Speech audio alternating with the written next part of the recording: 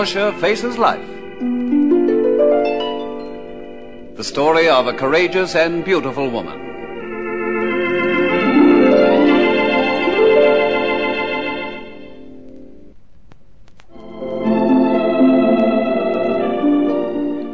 After Calvin Calvert had left my office, I sat idle behind my desk, trying to absorb what he had told me about Piers. My mind was numb with shock. I don't know how long it was before the telephone finally rang. It was Piers, but I couldn't bring myself to question him then. I had to face him personally when I asked him if what Calvin Calvert had told me was true. That evening, Christopher dropped in. I think he and Dickie realized that something was seriously wrong, but tactfully they said nothing. Well, if you're going out, Portia, I won't stay. I'm not going out. I thought Mr. Mariner was taking you to dinner. No. Well, in that case, I elect myself chief cook and bottle washer. Feel like helping me open the can, Christopher? Well, that's about the extent of my culinary talents. Oh, me, I'm an expert. A blue ribbon water boiler, not to mention... Oh, want me to get it, Mum? No, it'll be Piers. But I thought you said... I want a few minutes alone with him. Sure. Come on, Christopher. Yeah, show me that can opener.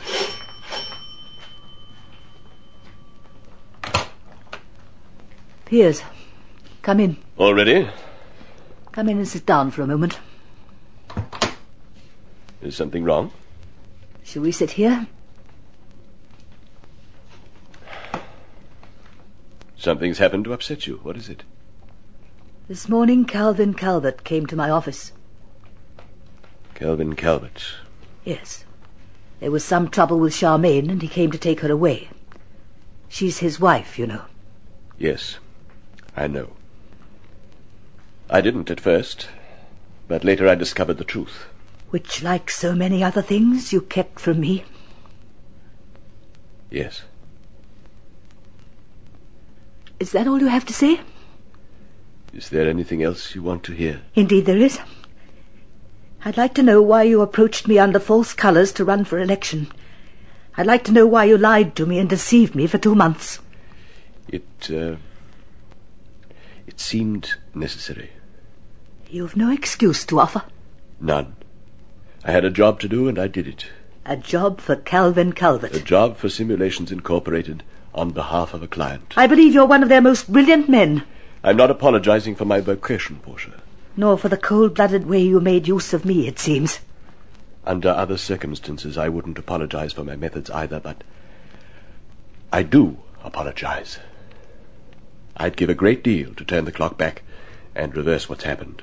And perform your allotted task less efficiently than you did? So that I could refuse the assignment and meet you all over again simply as a man who loves you and wants to marry you.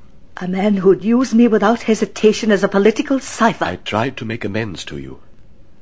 When Smallwood died, I hoped you'd run for election again. I wanted to manage your campaign without help from the firm and see you elected by means you'd find acceptable. But the matter was taken out of my hands. I didn't get my second chance. And if you hadn't, would you have told me the truth then? Or would you have continued to live a despicable lie? I only lied to you in one thing, Portia. In everything else, I've been honest with you. My love for you is honest. You and I have a very different concept of love. Are you sure of that? It isn't just that you didn't tell me you were employed by Simulations Incorporated. There were all the other lies that went with it. I think of all the occasions when I believed you implicitly, and you were acting a part. I remind myself that you let me suffer a scandal that disgraced me in the eyes of all decent people. The scandal was a tactical move that served its purpose within a week. You were never in danger from the consequences. But you let me think I was. You let me go through it all. You even comforted me and pretended to make every effort to find those elusive people who could clear my name. The missing detective, the missing doctor.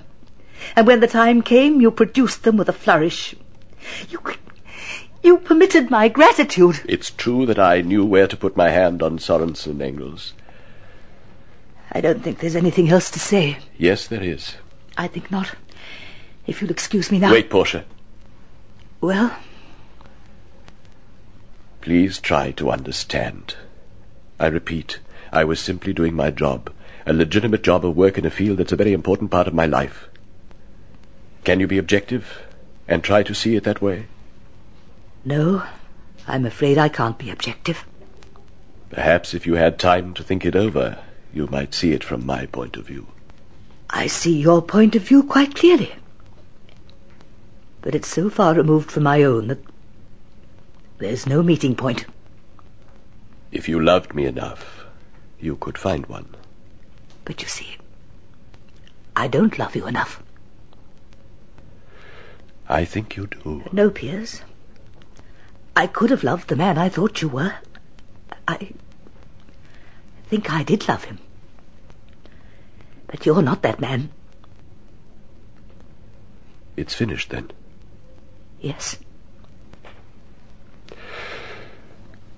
I must accept what you've decided, of course. I'm losing the only woman I've loved in quite this way since my wife's death. It's a heavy price to pay. Portia? Please go now.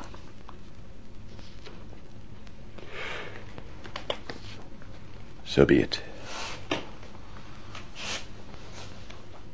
Goodbye, Portia. Goodbye.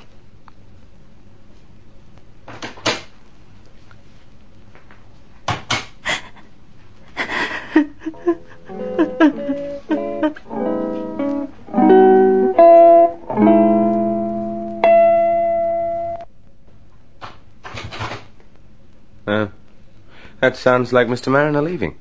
Yes. Well, what went wrong? I don't know. Didn't Portia say anything to you?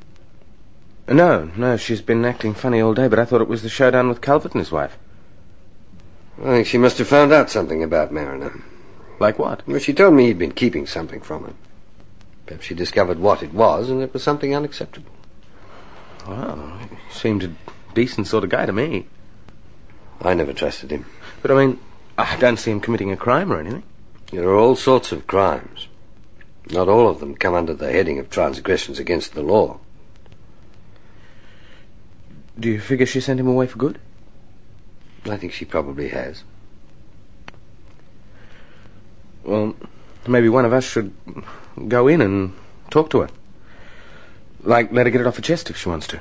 Well, that's your job, old chap. Oh, no. You're elected this time, Christopher. Portia won't want to see me just now. She sure will. You're the very one Mum needs. You don't know very much about human nature, do you? Why shouldn't she want to see you? Because she knows I love her, too. She knows I tried to stop her from becoming involved with Mariner. Well, the kindest thing I can do for Portia now is to leave her alone. Hang on, what does that mean? Well, don't worry. I'm not walking dramatically out of your lives. But when Portia wants to see me, she'll let me know. Do you still want... I still want to marry your mother, if that's what you're asking me. Figured you did. Before Mariner came on the scene, I thought she would marry me. I'm fairly sure she came close to it. Now, we just have to wait and see.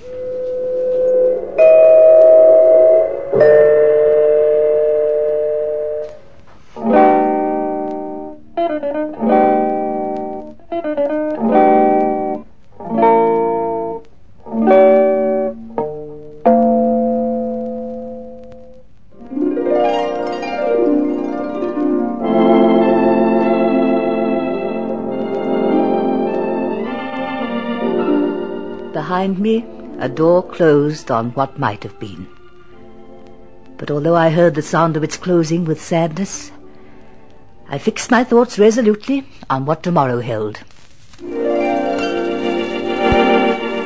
Be listening for the next chapter of Portia Faces Life, a Grace Gibson production.